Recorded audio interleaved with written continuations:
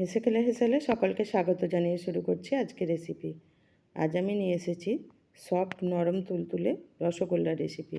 কাঁচা আমের রসগোল্লা বানিয়েছি, সেই রেসিপিটা আপনাদের সঙ্গে শেয়ার করব। চলুন তবে দেখে নিই। রসগোল্লা বানানোর জন্য আমি এখানে 300 গ্রাম ছানা নিয়েছি। ছানাটা আগে থেকেই জল ঝরানো ছিল। আপনারা বাড়িতে বানালে অবশ্যই ভালো করে জলটা ঝরিয়ে নেবেন। জলটা ভালো করে ঝরিয়ে নিয়ে এইভাবে হাত দিয়ে একটু ভালো করে মেখে নেবেন। আমি 7-8 মিনিট এইভাবে মেখে নিয়েছি। 7-8 মিনিট মেখে নেওয়ার পর দেখুন ছানাটা অনেকটা সফট হয়ে গেছে। এবার আমি এর মধ্যে দিয়ে দিচ্ছি কিছুটা ফুড কালার। যেহেতু কাঁচা আমের রসগোল্লা বানাবো সেই জন্য গ্রিন ফুড কালার দিলাম। ফুড কালারটা দিয়ে ভালো করে মেখে নিয়ে আরও অল্প একটু ফুড কালার দিয়ে দিচ্ছি। মনে হচ্ছে ফুড কালারটা কম হয়েছে, সেই জন্য দিয়ে দিলাম। ফুড কালারটা খুব ভালো করে মেখে নিতে হবে, পুরো ছানাটার মধ্যে যেন ফুড কালারটা লেগে যায়।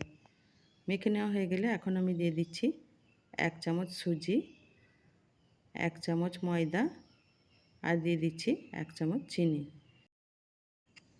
আবার এটাকে খুব ভালো করে মেখে নেব। চিনিটা গলে যাওয়া পর্যন্ত ভালো করে মেখে নিতে হবে। ভালো করে মেখে নেওয়া হয়ে গেলে এটা থেকে ছোট ছোট রসগোল্লার আকারে গড়ে নেব।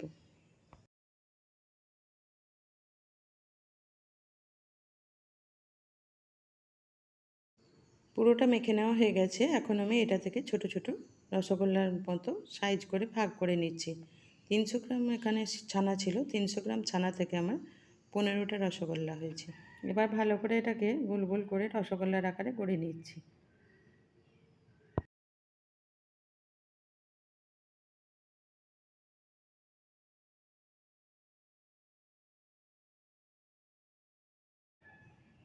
সব কটা গড়ে নেওয়া হয়ে গেছে।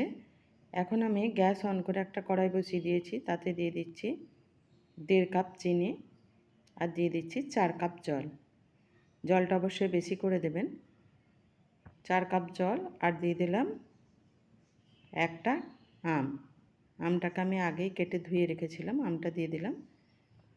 এবার নেড়ে চেড়ে ভালো করে ফুটিয়ে নেব। আমটা সেদ্ধ হয়ে যাওয়া পর্যন্ত আমি এটাকে ফোটাবো।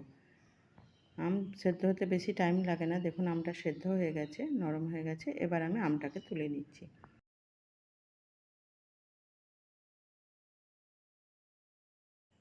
আমটা তুলে নিয়ে ওই জলের মধ্যে আমি দিয়ে দিচ্ছি 4 ফোঁটা food colour, green food colour দিলাম।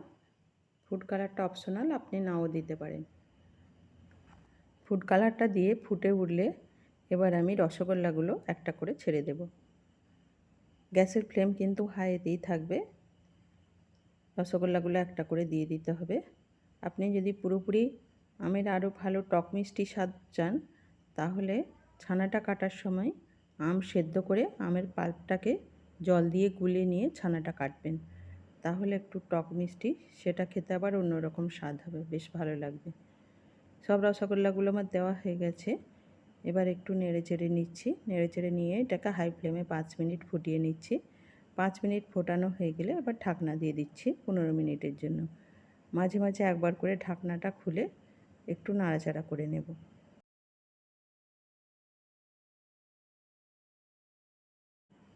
দেখুন কত বড় বড় হয়ে গেছে রসগোল্লাগুলো, খুব সুন্দর হয়েছে এবং নরম স্পঞ্জিও হয়েছে। একবার নাড়াচাড়া হয়ে গেলে আবার এটাকে ঢাকনা দিয়ে দিচ্ছি। টোটাল আমি 22 থেকে 23 মিনিট আমি এটাকে ফুটিয়েছি। পুরোটাই হাই ফ্লেমে ফোটাতে হবে। আবার একবার নেড়ে চেড়ে দিয়ে ঢাকনা দিয়ে দিলাম। এবার দেখুন ঢাকনা খুলে দিয়ে এটা রেডি হয়ে গেছে। আমার 22-23 মিনিট হয়েছে। আমি উপর থেকে 1 কাপ জল এইভাবে ছিটিয়ে দিচ্ছি। অল্প করে জলের ছিটা দিতে হবে আর একটু করে নেড়ে দিতে হবে। আবারও একটু জলের ছিটা দেব, আবারও নেড়ে দেব। এইভাবে অল্প করে জল দিতে হবে আর নেড়ে চেড়ে মিশিয়ে নিতে হবে। গ্যাসের ফ্লেম কিন্তু আমি এখনও অফ করিনি। ভালো করে নেড়ে চেড়ে মিশিয়ে নিয়ে আবারও উপর থেকে কিছুটা জল দিয়ে দিচ্ছি। এইভাবে আমি পুরো 1 কাপ জল দিয়েছি। অল্প অল্প করে উপরে ছিটা দিয়েছি আর এইভাবে নেড়ে দিয়েছি। গ্যাসের ফ্লেম এখনও হাইতেই আছে। এবার আমি উপর থেকে আরও 1 কাপ জল নিয়েছি, এটা পুরো দিইনি, হাফ কাপ জল দিয়েছি। দিয়ে ভালো করে নেড়ে চেড়ে নিয়েছি। জলটা যেন একটু বেশি পরিমাণে থাকে মিষ্টির রসটা, যেন রসগোল্লাটা ডুবে থাকে এরকম পরিমাণ জল দিতে হবে। দেখুন কতটা সফট হয়েছে, স্পঞ্জি হয়েছে, তবে এখনও পুরোপুরি ঠান্ডা হয়নি, সেজন্য হাত দিয়ে চাপ দিলে একটু বসে যাচ্ছে। পুরোপুরি ঠান্ডা হয়ে গেলে আবার দেখিয়ে দিচ্ছি। এখন ঠান্ডা হয়ে গেছে, একটা বোলের মধ্যে রসগোল্লাগুলো তুলে নিচ্ছি। সবকটা তুলে নেওয়া হয়ে গেছে। দেখুন কতটা সফট আর স্পঞ্জি হয়েছে। আমার এই রেসিপিটা ভালো লাগলে লাইক, কমেন্ট, শেয়ার করে দেবেন। আজ এই পর্যন্তই। পরের দিন আবার চলে আসবো অন্য কোনো নতুন রেসিপি নিয়ে। ভালো থাকবেন, সুস্থ থাকবেন। ফুল রেসিপি দেখার জন্য ধন্যবাদ।